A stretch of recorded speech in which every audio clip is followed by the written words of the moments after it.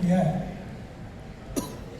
और ये जो 14 टाइम्स ओवर सब्सक्राइब हुआ है, इसके लिए मैं उन सबको बहुत बहुत धन्यवाद देता हूँ, उनका आभार व्यक्त करता हूँ। NHAI के जो रोड एसेट्स हैं, हमारे 4 मोड है काम करने की। एक EPC मोड है जिसमें हम कंस्ट्रक्शन करते हैं और बाद में टोल के द्वारा उसको हमको इनकम मिलता है।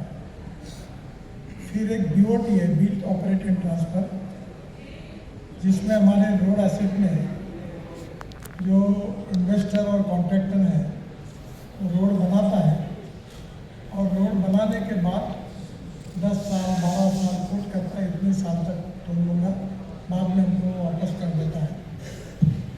हाइब्रिड एन्युटी या तीसरा मॉडल जो काफ़ी पॉपुलर हुआ, इसमें 40% हम उसमें सपोर्ट देते हैं और 60% इन्वेस्टर और बैंक मिलकर इन्वेस्ट करती है।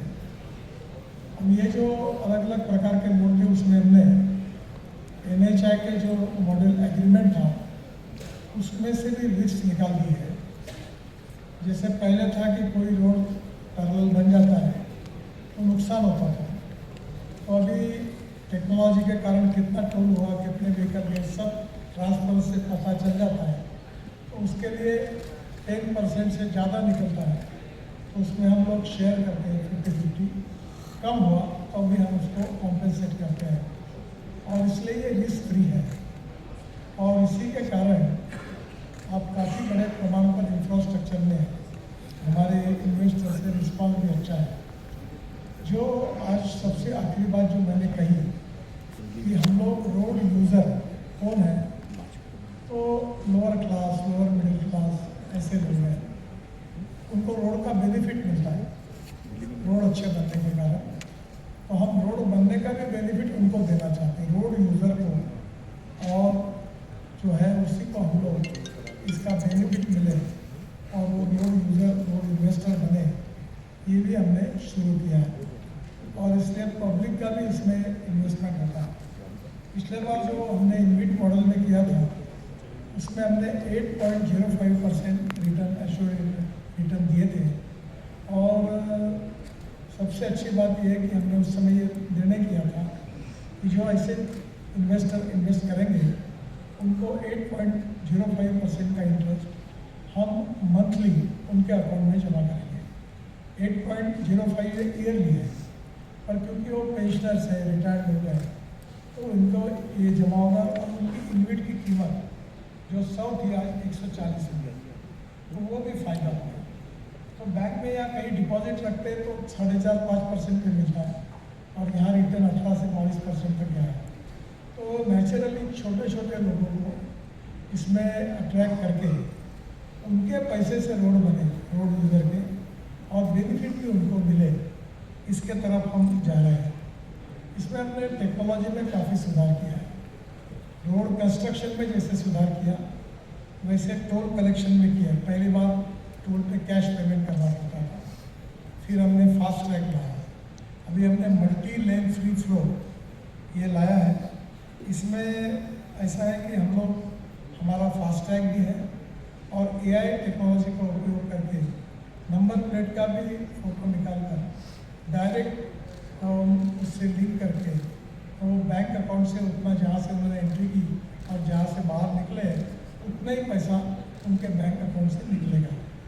और जो ट्रक है ज़्यादा लोड हो गए, तो जैसे 10 टन का ट्रक है, उसके बारे में उन्होंने नियम बनाया, तो ज़्यादा उसके बारे में जो फाइन लगता है वो भी हमको अपने UPA कार्ड के द्वारा या बाकी भी कार्ड का उपयोग करके देंगे। 1 अप्रैल से कास्ट जो कैश ट्रांजैक्शन है वो हमने बंद किए है। अभी हमारा टोल इनकम अलग अलग प्रकार के सोर्स है, पूरा 80 to 85,000 करोड़ है और ये ईयरली है। और इसमें से पहले हम लोग 15% खर्चा करते थे जो टोल कलेक्शन के लिए हमारा जाता था। अभी जो टेंडर निकले, अभी हम उसमें 2 से 3% तक भी टेंडर आए हैं, तो हमारा 10 से 12% इसमें सेविंग हो रहा है। तो ये भी 85,000 करोड़ में पकड़ेंगे तो 8-9 हज़ार करोड़ वही सेविंग है। दूसरा जो कैश ट्रांजैक्शन बंद करने से ट्रांसपेरेंसी आई है, उसके भी लूपहोल निकल गया है और लोगों को तकलीफ नहीं होगी, कहीं रुकने की जरूरत नहीं, कहीं क्यू नहीं, कहीं लाइन नहीं, किसी प्रकार की ये नहीं रहेगी। और अगर कोई डिफ़ॉल्ट करता है, किसी संभावना नहीं के बराबर है, तो हमने वाहन के साथ और RTO सर्विसेज के साथ जोड़ा है। अगर आपने टोल नहीं दिया और जब गाड़ी बेचने के लिए जाओगे तो आपको पहले ये सब ड्यूज क्लियर करने पड़ेंगे, तब आप गाड़ी बेच सकेंगे। जैसे हम लोग MLA MP चुनाव लड़ते हैं तो हमें चुनाव का फॉर्म भरने के पहले अलग अलग डिपार्टमेंट के NOC लेने पड़ते हैं और फिर हमको कोई MLA हॉस्टल का किराया, कोई गेस्ट हाउस का किराया सब भरना पड़ता है। ये सिस्टम से कोई इसको पैसा भरना पड़ेगा, नहीं तो गाड़ी ट्रांसफ़र नहीं होगी। और नेचुरली ये जो नई सिस्टम आई है, इसमें मुझे बताते हुए खुशी हो रही है कि अभी हमने पहले इसमें 10 प्लाजा को ऑलरेडी अवार्ड किया है और 6 जो है वो कंस्ट्रक्शन में है और 105 टोल प्लाजा इसका टेंडर हमने भी फ्लोट किया। और इस साल दिसंबर तक हम कोशिश कर रहे हैं कि हम लोग पूरी तरह ये नई सिस्टम जो है मल्टी लेन फ्री फ्लो इसके ऊपर ट्रांसफर होंगे और आपको रोड पर ये टोल नाका रोकने की तकलीफ नहीं होगी। ये भी इसके साथ हमने किया है। और ये जो इनवीट का मॉडल है, अब आने वाले 2026 तक एंड तक हम और 3.5 लाख करोड़ रुपए का ये इसमें लाएंगे। और जैसा मैंने मेरे भाषण में बताया था, इसके अलावा हम BOT में काम कर रहे हैं, हाइब्रिड एन्युटी में काम कर रहे हैं और पूना में हमने 50,000 करोड़ के प्रोजेक्ट, जिसमें चाकम शिक्रापुर तड़ेगांव वो रह रहे हैं, फिर उसके बाद पुणे सोलापुर, पुणे अहमदनगर वो है, फिर पुणे नासिक फटावाला है, जहाँ हम एक सिंगल पिलर पर 3-3 लेन के रोड बना रहे हैं। फिर पुणे से औरंगाबाद 2 घंटे में एक्सप्रेस हाईवे बना रहे हैं और एग्जिस्टिंग रोड में भी अच्छा करें, जो पुणे अहमदनगर औरंगाबाद संभाजीनगर है। तो एक प्रकार से पब्लिक प्राइवेट इन्वेस्टमेंट का बहुत बड़ा रिस्पॉन्स, चाहे वो इनवेट के द्वारा हो, TOT के द्वारा हो, BOT के द्वारा हो, हाइब्रिड एन्युटी के द्वारा हो, और EPC में करने के बाद हम उसको मोनेटाइज करते हैं। तो एक बहुत अच्छा रिस्पांस इंफ्रास्ट्रक्चर में मिला है और आज का जो रिस्पांस मिला है वो तो बहुत ही हिस्टोरिकल और ऐतिहासिक रहा है। मैं इनविट के जिनका चेयरमैन गिरधर अरमाने जी और NHAI के चेयरमैन हमारे संतोष यादव जी, मेंबर फाइनेंस राजेंद्र कुमार और उनकी टीम को और विशेष रूप से आज शेयरहोल्डर्स को इसके लिए बहुत बहुत धन्यवाद देता हूँ। हिंदुस्तान के ये इस हमारी इकोनॉमी में इस प्रकार का रिकॉर्ड पहली बार प्रस्तावित हुआ है।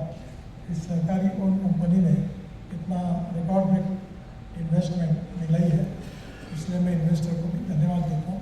इस विषय के संबंध में अगर आपको कुछ पूछना है तो आप जरूर पूछिए। Request you all to kindly raise your hands before questioning and request one question at a time. If time permits, हम लोग दूसरा राउंड